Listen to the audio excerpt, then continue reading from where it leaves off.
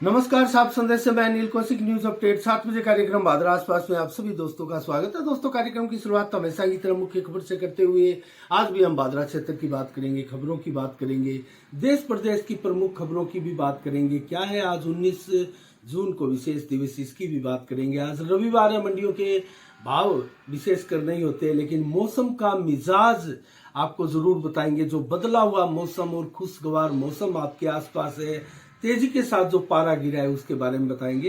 और उसको लेकर हमने कवरेज भी आज पूरे भादरा क्षेत्र की नगर भ्रमण नाम से कवरेज की है। दोस्तों, पार्टीशन 2 इसके अलग अलग बनाए हैं, जरूर देखिएगा। पूरे क्षेत्र की विस्तार से इसमें कवरेज है, कहाँ कितनी बरसात हुई है और कस्बे में क्या विकास कार्य चल रहे हैं, रोडों की स्थिति क्या है, ये सारी चीजें हमने उस कवरेज में दिखाई है। तो जरूर इन दोनों कवरेज को पार्ट 1 पार्ट 2 के रूप में है, वो आप देखिएगा। इसके अलावा दोस्तों हम बात करते हैं भादरा क्षेत्र में बाइक चोर गिरोह काफी लंबे समय से ही नहीं बल्कि कई वर्षों से सक्रिय है। दोस्तों, छोटे मोटे गिरोह के व्यक्ति पकड़े भी जाते हैं, लेकिन गिरोह नहीं पकड़े जाते। दोस्तों, आसपास 1-2 गिरोह भी पकड़े गए थे, जो कि कहीं कोई हरियाणा का था, कोई कहीं का, लेकिन भादरा क्षेत्र में जो बाइक चोर गिरोह सक्रिय है वो वर्षों से पकड़ में अभी तक नहीं आया। दोस्तों, और प्रत्येक 1-2 दिन में, 3 दिन में एक बाइक चोरी की घटनाएं रोजाना होती है। कल भी एक बाइक चोरी की घटना हुई थी, 3-4 दिन पहले भी एक बाइक चोरी की घटना हुई थी। ऐसी आप सूचनाएं सोशल मीडिया में भी देखते होंगे। अधिकांशतः दोस्तों पुलिस थाना तक भी नहीं जाते हैं लोग बाइक चोरी की घटना की रिपोर्ट करवाने के लिए, क्योंकि वहां बाइकों की बरामदगी दोस्तों है नहीं और पुलिस प्रशासन पर से विश्वास एक प्रकार से उठ गया है लोगों का इस मामले को लेकर, क्योंकि बरामदगियां है नहीं, चोर पकड़े नहीं जा रहे और जो गैंग सक्रिय है उस गैंग का कुछ हो नहीं पा रहा है। तो दोस्तों पुलिस प्रशासन की मदद नहीं लेते हैं लोग, अपने स्तर पर ही बाइक ढूंढने का प्रयास करते हैं। तो ऐसे लोग की संख्या भी ऐसे लोगों की काफी है। तो कुल मिला के जो 2 दिन पहले एक चोरी हुई है दोस्तों, उसके बारे में बताएं तो काशीराम पुत्र बनवारी लाल जाट है, ये तारानगर का है और भादरा सावा बस स्टैंड पर गन्ने के जूस की ये रेडी लगाता है। लेकिन दोस्तों आना जाना करता है। जब 15 जून की रात्रि 10 बजे अपने गांव जाने की तैयारी कर रहा था शाम को, तो एक बाइक अपनी खड़ी करके पानी पीने के लिए दोस्तों वो जैसे ही पानी पीने के लिए गया तो पर्स उसका बाइक की बैग में था और वहां एक मोबाइल भी था उनका और एक टिफिन भी था और बाइक में ही चाबी लगाकर इसने भारी भूल की और अंदर पानी पीने के लिए चला गया था। लेकिन जैसे ही पानी पीकर आया तो उसका बाइक ये देख रहा है कि जैसा कि आरोप लगाया है इन्होंने FIR में, फिरोज उर्फ बाबू पुत्र शमशेर उर्फ लाला भादरा का ही निवासी है। आरोप लगाया जा रहा है कि ये उनका मोटरसाइकिल लेके फरार हो गया, चला गया। तो पुलिस मामले को दर्ज करके जांच कर रही है। लेकिन इस प्रकार की घटनाएं अक्सर 2-3 दिनों में भादरा में हो रही है। तो दोस्तों ये चोरी की घटनाएं आखिर कब रुकेगी पुलिस प्रशासन को, इसका बारीकी से दोस्तों बहुत बड़ा ये खुलासा हो सकता है, क्योंकि बाइक चोरों की गैंग आसपास सक्रिय है, इसके बहुत सदस्य आपको मिलेंगे। इसके अलावा दोस्तों बिजली उपभोक्ता संघर्ष समिति के बैनर तले जो लंबे समय से पिछले 3 साल से धरना प्रदर्शन चल रहा था और उसके बाद में कनेक्शन काटने की भी नौबत आई। नेठराना गांव में प्रशासन ने प्रथम अभियान के तहत बड़ी संख्या में 700 से कहीं अधिक कनेक्शन काटे। जो बकाया बिजली का बिल था उसको वसूली को लेकर जब अभियान चलाया था, उसके बाद में भादरा उपखंड पर भी दोस्तों बड़ी संख्या में एकत्रित होकर बिजली उपभोक्ता उन्होंने धरना प्रदर्शन किया और यहाँ भी एक समझौता वार्ता हुई और उससे पहले भी लगातार समझौता वार्ता जारी थी, लेकिन वार्ताएं विफल हुई। शनिवार को एक वार्ता हुई दोस्तों, कल भी, और वो भी विफल हुई।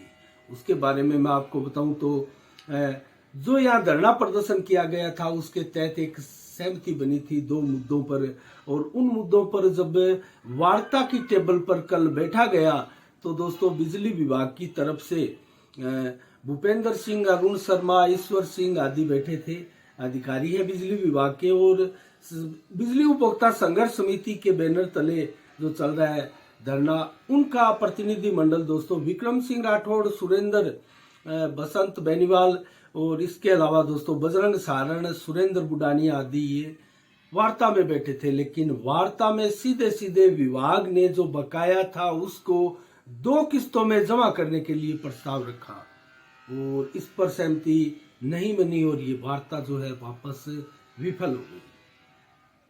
तो कुल मिला के आगे क्या होने जा रहा है इसमें, ये देखकर चिंता की लकीरें प्रशासन के माथे पर भी आई होगी और क्षेत्र के लोगों के माथे पर भी, क्योंकि लगातार जो ये धरना प्रदर्शन चल रहा है ये गतिरोध थमने का नाम नहीं ले रहा है दोस्तों। पिछले 3 सालों से ये धरना प्रदर्शन अनवरत भादरा क्षेत्र में जारी है और इनकी मांग जो है वो मांग दोस्तों राज्यव्यापी है। कहीं ना कहीं राजस्थान का ये आंदोलन अब होने लगा है ऐसा प्रतीत हो रहा है और भादरा की धरती से राजस्थान को एक प्रकार से प्रभावित करने वाला आंदोलन अब ये दिखाई देने लगा है और इसकी रूपरेखा भी है वो इसी प्रकार से अब बनने लगी है दोस्तों। नेत्राणा की चौखट तक जैसे ही ये भादरा कस्बे की चौखट पर आया है उसके बाद में गांव-गांव, देहात इसकी एंट्री हुई है। इस आंदोलन की सुगबुगाहट अब राजस्थान में निकटवर्ती कस्बों में भी जाने लगी है और बड़ी संख्या में लोग आए थे दोस्तों जब धरना प्रदर्शन किया गया था उपखंड कार्यालय के आगे पिछले 3-4 दिन पहले। तो ये खबर है दोस्तों, ये कुल मिला के चिंता बढ़ाने वाली है प्रशासन की। और इसको लेकर एक और भी खबर है दोस्तों, जो अग्निपथ स्कीम चल रही है उसके बारे में मैं आपको बताऊं तो विशाल गोस्वामी जो कि NSUI के नेता भी है, युवा नेता है, और अग्निपथ सेवा सैन्य से जो योजना थी उसके विरोध में सत्याग्रह 20 जून को अंबेडकर चौक पर सुबह 9 बजे सत्याग्रह किया जा रहा है दोस्तों। ये कैसा सत्याग्रह है इसको जरूर देखेंगे, क्योंकि आज सेना की प्रेस कॉन्फ्रेंस भी हुई है। उससे पहले राजनाथ के घर पर सैन्य अधिकारियों की बैठक भी हुई थी, जो तीनों सेना के अध्यक्ष हैं उनकी बैठक हुई थी। तो कुल मिला के इसके ऊपर भी बात करेंगे हम अभी थोड़ी देर बाद में कि क्या इस बैठक में निकल कर आया था दोस्तों। इससे पहले भादरा आसपास का समाचार आपको बताएं तो राजकुमार लद्दड़ को दोस्तों भादरा सफाई मजदूर कांग्रेस का अध्यक्ष बनाया गया है। अखिल भारतीय सफाई मजदूर कांग्रेस की गत शनिवार को कल बैठक हुई थी और राज कपूर टाक की अध्यक्षता में ये बैठक हुई दोस्तों। और इसमें राजकुमार लद्दड़ को सर्वसम्मति से अध्यक्ष बनाया गया, महेंद्र टाक को महामंत्री जबकि श्यामलाल भाटी और शंकर लाल को उपाध्यक्ष बनाया गया और विवेक पवार, रोशन लाल पवार को सदस्य नियुक्त किया गया है। इसके अलावा दोस्तों अब हम बात करते हैं मूल विषय पर आते हैं। जिस प्रकार से पूरे भारत की टेंशन पिछले काफी दिनों से लगातार बढ़ी हुई है और आगजनी हिंसा की जो वारदातें हुई है उससे करोड़ों अरबों रुपए का नुकसान इस देश की संपदा को हुआ है दोस्तों। ट्रेनें जला दी गई, 2 दर्जन से अधिक ट्रेनें फूंक दी गई, बोगियां फूंक दी गई, इंजन फूंक दिए गए, लोगों के निजी वाहन फूंक दिए गए, पुलिस चौकी फूंक दी गई, बसें फूंक दी गई। तो दोस्तों इसका खामियाजा पूरे देश को भुगतना पड़ रहा है। और जिस प्रकार से ये अग्निपथ योजना थी दोस्तों उसको कहीं ना कहीं समझने में युवाओं से भूल हुई है और युवा दोस्तों राजनीतिक दलों के बकावे में भी आ गए और कुछ उपद्रवी तत्वों द्वारा इस प्रकार का जो नुकसान किया गया है उसको लेकर पूरे देश में आक्रोश भी देखा जा रहा है। दोस्तों आज सेना के अधिकारियों में भी आक्रोश दिखाई दिया इसको लेकर, जब प्रेस कॉन्फ्रेंस आयोजित की गई आज 2 बजे दिन में। उसके बारे में मैं आपको बताऊं तो दोस्तों आज जो प्रेस कॉन्फ्रेंस की गई थी उससे पहले राजनाथ सिंह रक्षा मंत्री के घर में दोस्तों एक बड़ी हाई लेवल की बैठक हुई और उसमें इस योजना को लेकर पूरा विचार विमर्श किया गया, पूरा खाका तैयार किया गया। जो देश में एक प्रकार से अराजकता की स्थिति चल रही है, आगजनी और लूट की वारदातें हो रही है, तोड़ फोड़ की घटनाएं हो रही है, उसको लेकर व्यापक विचार विमर्श हुआ। और उसके बाद में सेना के तीनों अध्यक्षों ने दोस्तों एक साझा प्रेस कॉन्फ्रेंस का आयोजन किया और उसमें सभी देश के नामी पत्रकारों को बुलाया गया था और मीडिया के सवालों के जवाब देते हुए अपना कंसेप्ट सेना ने क्लियर किया कि अब जो ये अग्निपथ स्कीम है इसको कतई वापस नहीं लिया जाएगा। इसमें अमूल चूक जो परिवर्तन सुधार किए गए उनका खाका पूरे देश के सामने रखा और युवाओं से अपील की कि आप किसी के बहकावे में ना आए। आपके हित की ये स्कीम है और इसके ऊपर 3 साल तक सेना ने पूरा रिसर्च किया है, पूरे विश्व की सेनाओं का मूल्यांकन किया है, उसके बाद में इस स्कीम को लागू किया गया और भारत की सेना इस स्कीम से काफी मजबूत स्थिति में आएगी और ऐसा सेना अधिकारियों का मानना है। और कुल मिला के ये भी कहा गया कि हमने तमाम वीडियोस देखे, उन वीडियोस में बकाने वाले लोग, मुंह ढककर नकाबपोश लोग नुकसान कर रहे हैं, जबकि छात्र इसमें बहुत कम है। तो ये भी कहा जा रहा है, सेना के द्वारा स्पष्ट कहा गया कि आगजनी करने वाले ऐसे लोगों के लिए सेना में कतई कोई जगह नहीं है और इनका पुलिस वेरिफिकेशन में पूरा डाटा हमारे पास आएगा और ऐसे लोगों की भर्तियां बिल्कुल नहीं होगी।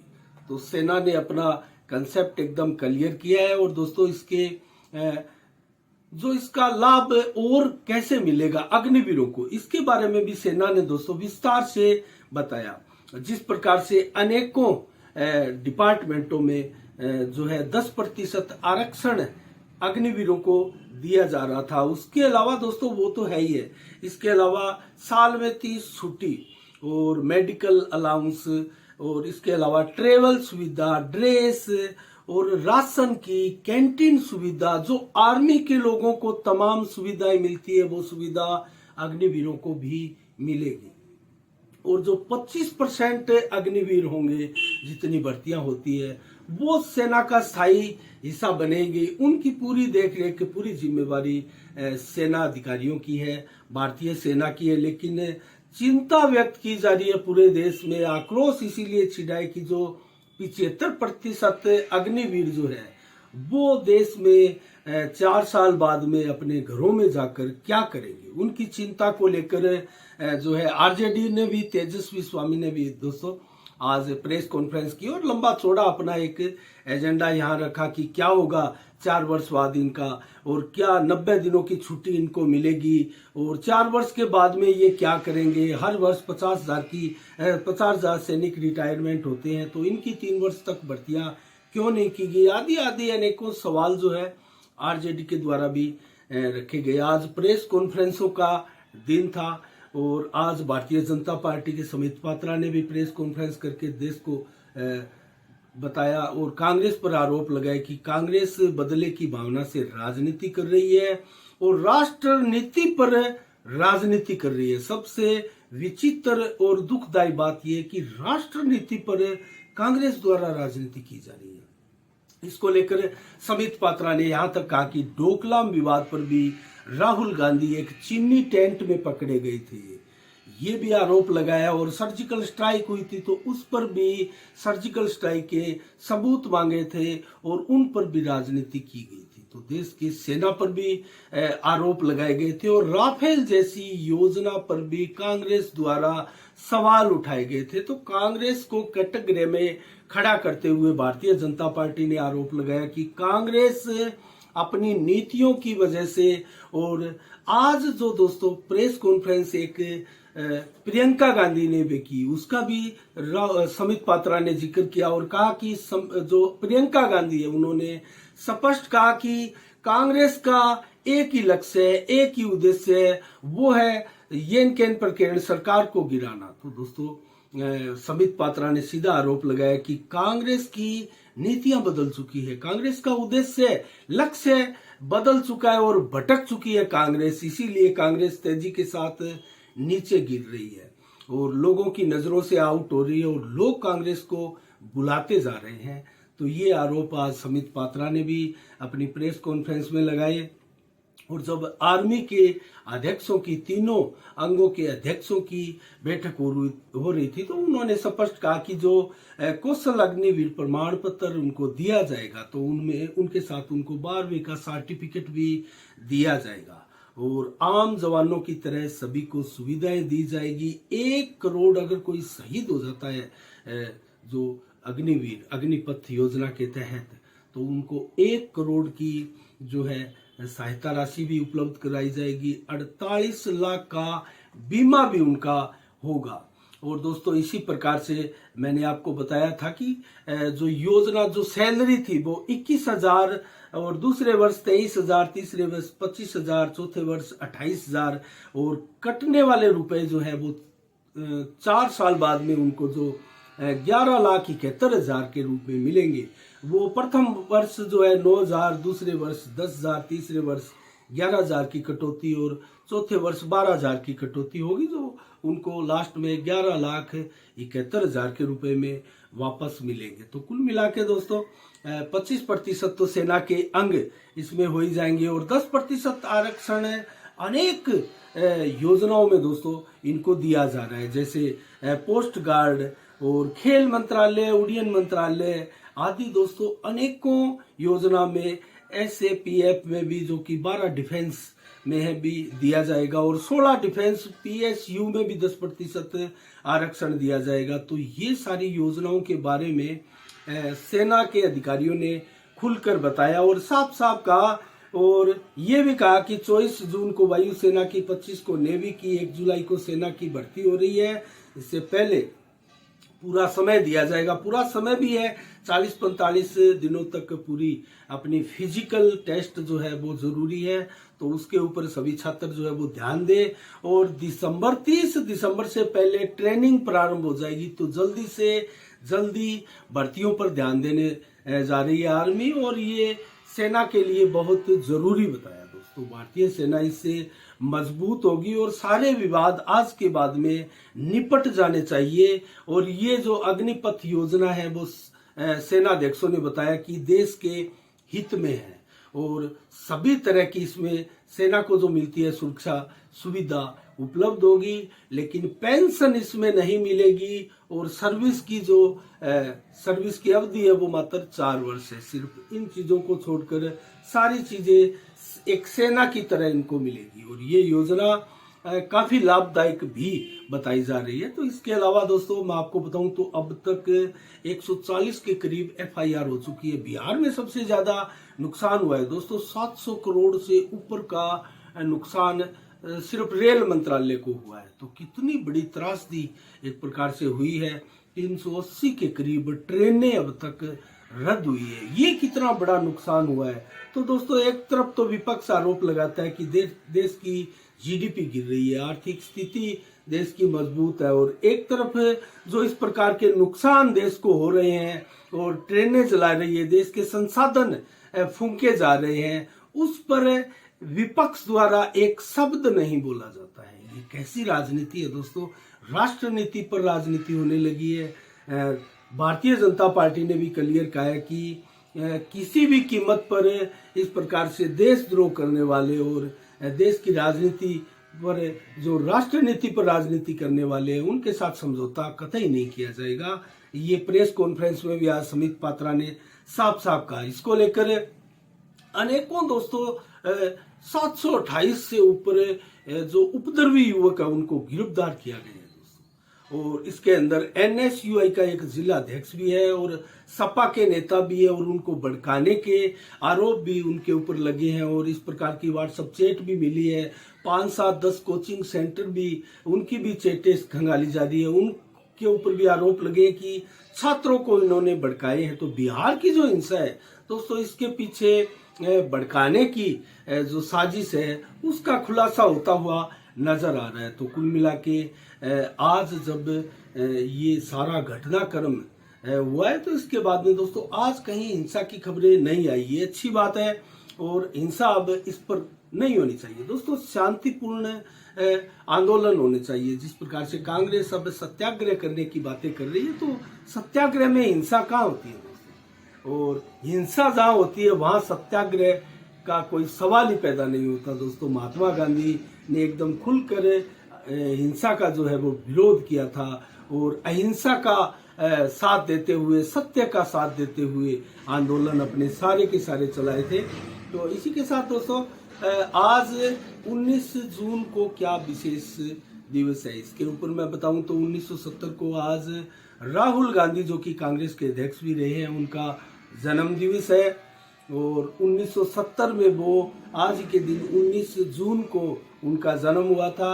1910 को पहली बार वाशिंगटन में फादर्स डे मनाया गया था दोस्तों। अनवर्त उसके बाद में लगातार फादर्स डे पूरे विश्व में मनाया जाता है। तो आज फादर्स डे है और एक पिता को, उस पिता की समर्पित भावनाओं को, उसकी लगन को, उसकी मेहनत को, बच्चों के प्रति उनके समर्पण को याद करने का दिन है दोस्तों। आज सभी पिताओं को नमन है और साफ संदेश के माध्यम से ऐसे उन सभी पिताओं को हम सलाम करते हैं जो अपने बच्चों की परवरिश में अपना सब कुछ न्योछावर कर देते हैं। ऐसे सभी पिताओं को साफ संदेश के माध्यम से पुनः एक बार सैल्यूट, सलाम। तो दोस्तों आज के कार्यक्रम में इतना ही। अब जल्दी से आपको मौसम का मिजाज बताएं तो दोस्तों पिछले 2 दिनों से लगातार प्री मानसून की बरसात भादरा इलाके में और आसपास कस्बे के क्षेत्रों में और कस्बों में और प्रत्येक लगभग देहात इलाकों में बरसात हुई है दोस्तों। कहीं 3 mm, कहीं 5 mm और कहीं 10 mm तक की बरसात भी हुई है। ये प्री मानसून की बरसात। आज 19 जून को दोस्तों 32 से 34 डिग्री टेम्परेचर रहा। तो पारा तेजी के साथ नीचे आया है दोस्तों और 7 से 14 किलोमीटर की रफ्तार से हवाएं चली और आज दिन में भी हल्की बूंदाबांदी आसपास बरसात भी हुई। रात्रि को 2.1 mm बरसात की चेतावनी एक बार फिर से मौसम विभाग की है। तो आज रात्रि को भी बरसात होने वाली है और रोज आप देखते हैं आज रात्रि को भी हुई थी और कल रात्रि को भी हुई थी और आज जब आने वाली रात्रि है तो उसको भी बरसात होने की चेतावनी है। और कल भी दोस्तों पूरा दिन बरसात की चेतावनी मौसम विभाग द्वारा दी गई है। तो लगभग 60-70% आज दिन भर बादल छाए रहे। रात्रि को भी इसी प्रकार से बादल छाए रहेंगे। 18 से 36 किलोमीटर की रफ्तार से रात्रि को हवाएं चलेगी दोस्तों। आंधी का सा और तूफान का सा एहसास आपको होगा। कल 20 जून को कैसा रहने वाला है मौसम? 27 से मात्र 30 डिग्री टेम्परेचर दिन में और 32 से 33 डिग्री टेम्परेचर कल दोपहर को। तो हाईएस्ट 33 डिग्री रहने वाला है। आपको मौसम से, गर्मी से एकदम निजात मिलने वाली है और मौसम आपके लिए खुशगवार बनने वाला है। आने वाले कुछ दिनों में शाम को भी 29 से 31 डिग्री टेम्परेचर रहेगा दोस्तों और 100% बादल सुबह से लेकर शाम को रात्रि तक छाए रहेंगे। इसका मतलब कल दिन भर बरसात का मौसम रहेगा और 11 से 36 किलोमीटर की रफ्तार से कल भी दिन भर हवाएं चलेगी। कहीं कहीं 45 से 50 किलोमीटर की रफ्तार से हवा के झोंके आपको लगेंगे। तो रात्रि को भी दोस्तों 27 से 28 डिग्री टेम्परेचर रहेगा, अर्थात कुछ ठंडा सा महसूस आपको होगा जब आप कूलर चलाएंगे और पंखों से भी आपको हल्के कपड़े ओढ़कर सोना पड़ेगा। तो इस प्रकार की हल्की ठंड आपको रात्रि को महसूस होने वाली है और 11 से 18 किलोमीटर की रफ्तार से हवाएं भी रात्रि को भी देर रात्रि तो चलेगी। तो ये रहा दोस्तों बरसात का। और कल बरसात जो आएगी वो सुबह 4.5 mm बरसात की चेतावनी है और दोपहर को 0.7 mm, जबकि शाम को देर रात्रि को 2 से 3% mm बरसात हो सकती है। तो ऐसी चेतावनी मौसम विभाग द्वारा है। आज के लिए इतना ही। कल ठीक शाम 7 बजे फिर आपसे रूबरू होंगे नई खबरों के साथ, नई समीक्षा के साथ। तब तक के लिए दोस्तों आप अपना बहुत बहुत ख्याल रखिएगा। मुझे दीजिएगा इजाजत। साफ संदेश से मैं अनिल कौशिक। नमस्कार। जय भारत, जय जय राजस्थान।